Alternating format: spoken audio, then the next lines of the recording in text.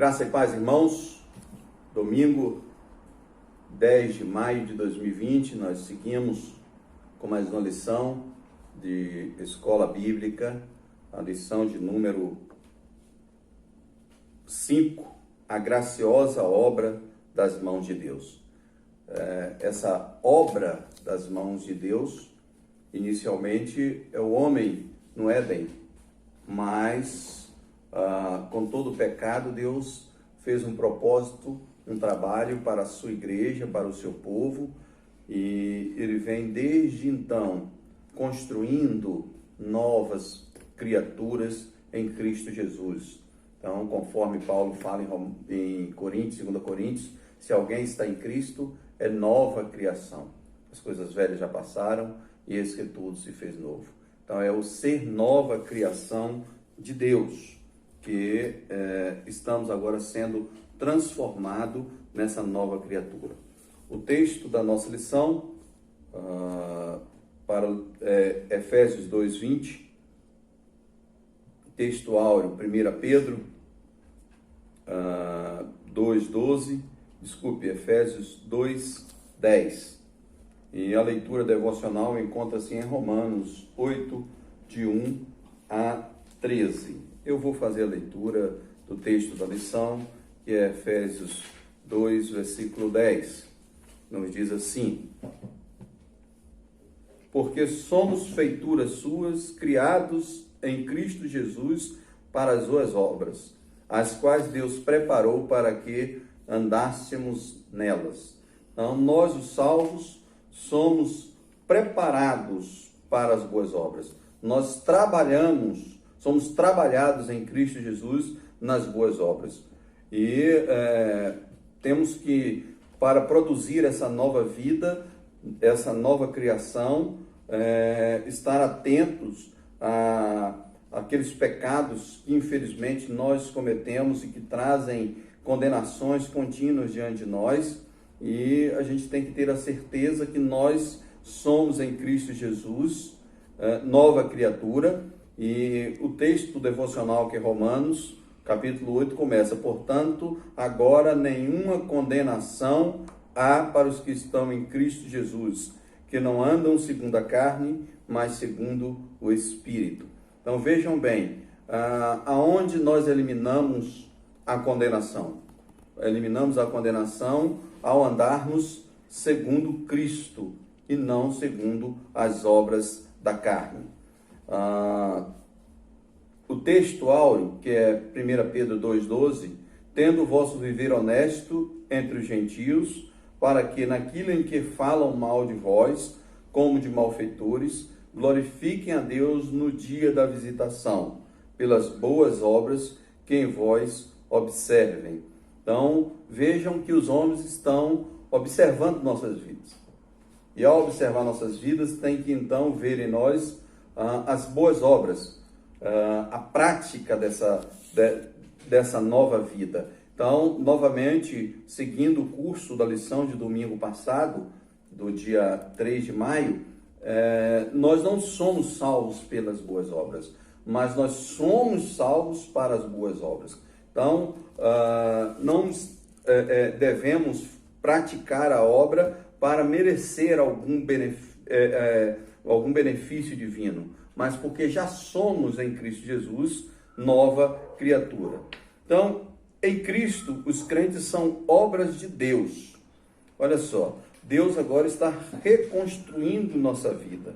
E essa reconstrução de nós, ela é uma criação única de Deus. Então, criando para refletir, ou criado para refletir a sua glória. Eu, você, o irmão da sua igreja, ele deve ser esse reflexo da glória de Deus. E, queridos, embora quando a gente olha no céu, olhamos e vemos milhares, talvez milhões de estrelas, cada uma delas tem o seu brilho, cada uma delas tem a sua particularidade. Deus, ele vai refletir em nós, em cada um de nós, uma particularidade divina. E aí temos as múltiplas ações de Deus, conforme os dons que Ele concede à igreja. Então, esse dom, ou os dons que o Senhor concede à igreja, não é para você se vangloriar, não é para mim me vangloriar de que tem um dom disso ou daquilo, não. É para que nós possamos, como corpo de Cristo, glorificar o Pai que estás no céu. Então, ao olharmos a palavra de Deus, a salvação que Ele tem efetuado em nós, e por que eu tenho falado tem efetuado? Porque continuamente o Senhor efetua a salvação no corpo dele, na igreja dele, em mim e em você. Nós somos continuamente sendo salvos pela graça de Deus. Então, na salvação, Deus molda o crente numa nova criação. E essa nova criação, essa nova ação, ela vai sendo transformada num processo, até que sejamos uma obra completa do Pai. A lição é dividida em tópicos, e o primeiro tópico da lição é a obra-prima de Deus. Então, o tópico tem alguns parágrafos que o seu início é em negrito, como se fosse subtópicos. Nós vamos então trabalhar um por um de cada um deles. Então, primeiro, todo crente é uma única obra desenhada pelo Mestre. Tem uma música do Diante do Trono para crianças, lá se eu não estou enganado, a primeira produção deles, infantil, que tinha a Bia demais, e tinha uma parte que fala: você é linda demais, perfeita aos olhos do Pai, ninguém igual a você eu não vi jamais. Então, a obra-prima é isso, é a exclusividade. Deus não nos colocou numa máquina de produção. Então, igreja também não é uma máquina de produção. Muitas vezes a gente quer que todo mundo ande dentro de um padrão que a gente quer construir. Eu diria para você que tenha um modelo, né, que é a santidade. Agora, dentro desse modelo de santidade, Deus vai trabalhando a diversidade na igreja. Essa diversidade, é óbvio que ela tem um limite. Qual é o limite? A vida com Deus, né? Então, eu estou falando isso porque, falando de diversidade aqui, alguns podem interferir a diversidade como diversidade de gênero, como questão de sexualidade, que é muito pregado por aí, amar a diversidade. Não é isso nesse sentido aqui, né? É no sentido de aprimoramento divino na vida do indivíduo, na vida da pessoa. Então, essa obra-prima, ela é desenhada. Então, antes que alguém consiga fazer boas obras para Deus, Deus tem de primeiro fazer o seu trabalho nessa pessoa. Então, querido, é importante a gente mencionar o que Jesus fala em João capítulo 15. Sem mim, nada podeis fazer. Então, é por isso que toda honra, toda glória deve ser sempre dada a Deus. Nós devemos sempre olhar para o Senhor. Nós devemos sempre ter os olhos fixos em Cristo Jesus. Jamais devemos nos envaidecer, nos engrandecer por alguma coisa. Antes, o contrário disso. Saber que somos a ação de Deus. Então, primeiro, Deus vai trabalhar em nós através da graça, pela fé, tornando-nos, então, uma obra dele. Se você não for obra de Deus, tudo aquilo que você fizer não vai passar de ações humanas e não ações espirituais. Pode ser benéfico para as pessoas, pode ser benéfico para a igreja, mas não terá teor espiritual. O teor espiritual é quando você deixa Deus trabalhar na sua vida. O segundo parágrafo deste tópico: Deus continua a atrair os crentes para a sua obra-prima. Então, Deus não se cansa de querer fazer em mim, em você, uma obra nova, uma obra de qualidade. Ele o tempo inteiro está trabalhando como um artista de uma maneira incessante. Ele está atento a cada detalhe. Querido, é importante a gente perceber esse detalhe de Deus, esse critério de Deus, como Ele é criterioso, quando olhamos para a nossa vida. Deus poderia fazer o homem de uma maneira muito mais simples se a gente fosse, né, pensar e simplesmente botar para funcionar. Não, Ele nos colocou de uma maneira sofisticada. Cada partezinha, cada detalhe, cada cuidado. Agora imagine se você e eu fôssemos, né, vamos colocar assim, um motor blindado. Quebrou uma peça, acabou o motor. Então, a gente vê muito isso em alguns veículos. Eles põem algumas peças que você não pode, ou você troca tudo ou não troca nada. Deus não, Deus Ele vai em cada detalhe. Então, Ele está trabalhando em mim, em você, cada detalhe dessa obra-prima.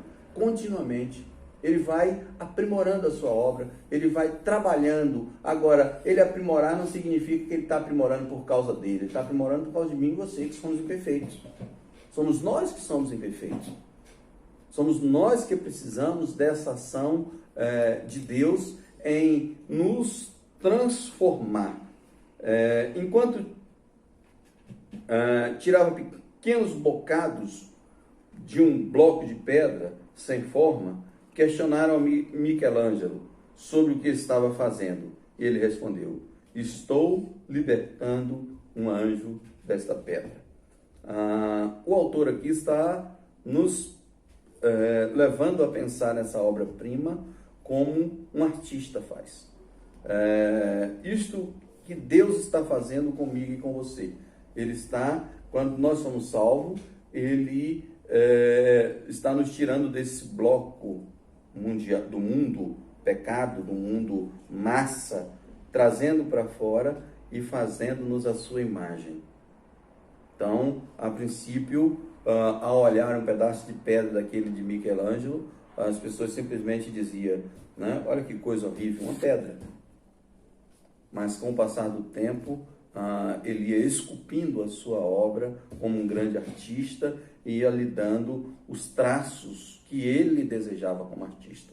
Então eu quero dizer que eu e você não temos, nem devemos querer ter a pretensão de ter o traço que eu quero, mas devemos buscar ter os traços que Deus quer para a minha e para a sua vida. No segundo tópico, o propósito da obra-prima de Deus. Então, Deus tem um propósito com essa obra. Deus desenhou os crentes para serem pessoas de ação. Paulo diz que os crentes são como os acabamentos numa obra. São a obra-prima de Deus. No entanto, ao contrário das obras-primas, que têm a função de adornar corredores e salas, a obra-prima de Deus foi desenhada para a ação. Ainda antes de sermos salvos, Deus já estava preparando missões para nós desempenharmos. Então, queridos, nós não somos salvos para ficar de braços cruzados. Lembro de uma saudosa irmã na igreja, que Deus recolheu para si há alguns anos, e ela já estava bem idosa e dizia: pastor, eu não sirvo para mais nada. E ela falou isso algumas vezes para mim.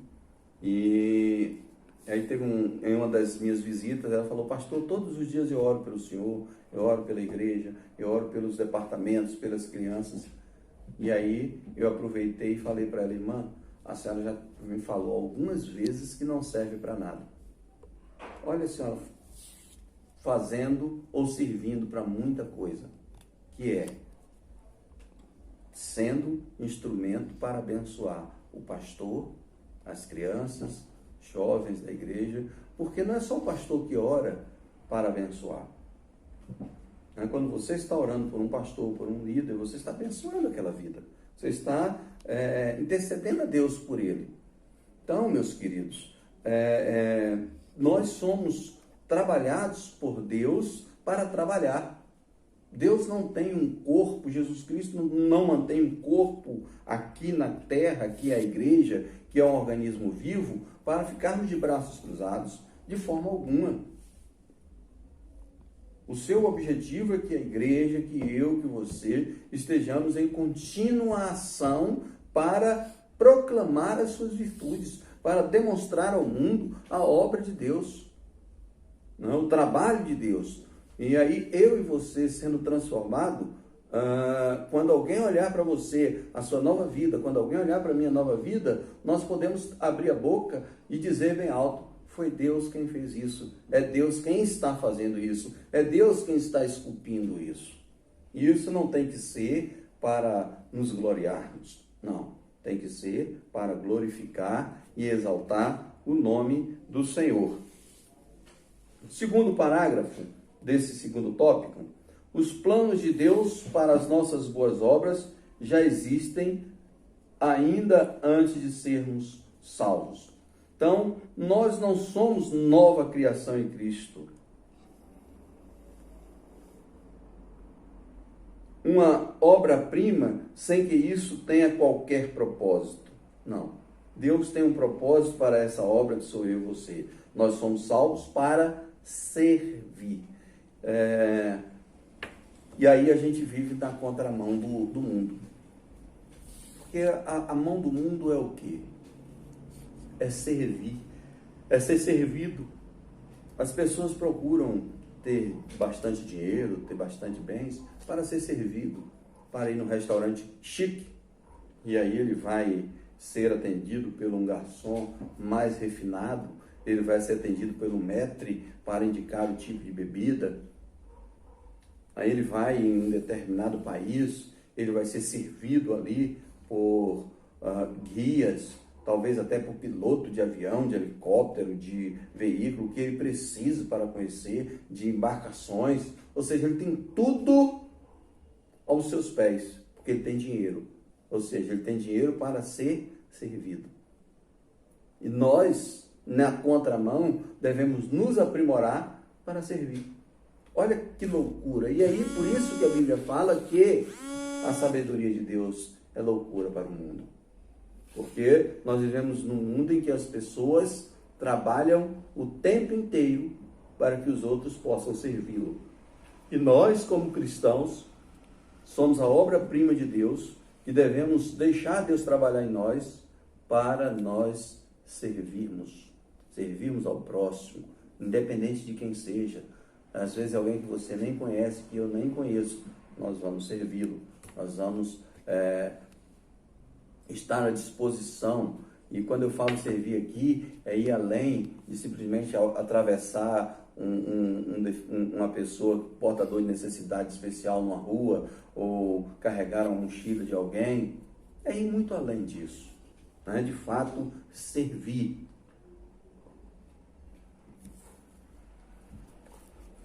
E o nosso serviço vai, com certeza, aproximar as pessoas de Deus e de Cristo Jesus. O terceiro parágrafo começa com o desempenho da obra de Deus. Que papel tem as boas obras na vida de um cristão? Primeiramente, as boas obras trazem glória a Deus. As boas obras também atestam a veracidade das promessas de Cristo, dando prova da autenticidade e poder do Evangelho. Queridos, como é importante nós estarmos pensando nisso. As boas obras, elas vão testificar de quem somos, eu e você. Nós somos de Deus, é por isso que nós continuamente, com prazer, ministramos as outras vidas. Nós continuamente praticamos o que é bom. As promessas de Cristo sendo visíveis no mundo pela igreja, por mim e por você. Isso é o quê? Isso é obra de Cristo. À medida que eu e você, como corpo, como igreja, deixamos a obra do Evangelho nos transformar, nós então poderemos medir o desempenho. Então, ao medir o nosso desempenho como corpo de Cristo, não devemos olhar simplesmente para a qualidade do culto, mas para o nosso serviço como corpo fora do culto. Eu e você no nosso dia a dia, como eu tenho me portado como igreja do Senhor diante dessas lutas e adversidades que passamos. Então, quando somos ressuscitados em Cristo para uma nova vida, essa nova vida começa a manifestar-se em nós através das boas obras. A palavra do Senhor nos fala que nós ressuscitamos com Cristo. Então, nós ressuscitamos para viver a nova vida. E essa nova vida é as boas obras. Então, se eu tenho condição de dar um pão para alguém, por exemplo, eu não tenho que orar para que Deus multiplique o pão. Está diante de mim, né, o ver o que Cristo fez, a multiplicação dos pães. Ele pode multiplicar pães, ele pode fazer milagres e prodígios incríveis através da igreja. Mas o grande milagre agora está na minha e na sua vida em saber dar, saber dividir. E este é o grande alvo para a humanidade. Este é o grande alvo para o homem que segue o Senhor. Quantas vezes a gente está orando por milagres que estão ao nosso alcance? Quantas vezes? O milagre é você e eu, nós como igreja, agirmos para que Deus seja glorificado. Os crentes cumprem a vontade de Deus porque Jesus habita neles. Olha só, nós somos a habitação do Espírito Santo, da pessoa de Deus, a pessoa de Jesus Cristo. Então, Deus quer, através da igreja, fazer grandes obras. Quando a gente vê a igreja agindo, atuando, proclamando a palavra, aí nós vemos as grandes obras. A igreja acolhendo, a igreja pregando e vivendo a dignidade para com o próximo, fazendo a pessoa sorrir, fazendo a pessoa criar verdadeiras e boas e saudáveis expectativas em torno da sua vida que está fracassada, está em frangalhos, está caindo. Mas a igreja entra para restabelecer tanto emocionalmente como até materialmente. Eu sou testemunha como pastor de algumas pessoas, não foram uma nem duas apenas, que procuraram a nossa igreja, falando a nossa agora, a Igreja Batista em Nova Suíça, e em condições de necessidade, precisando de alimento, precisando de acolhida, e a igreja acolheu, a igreja ajudou.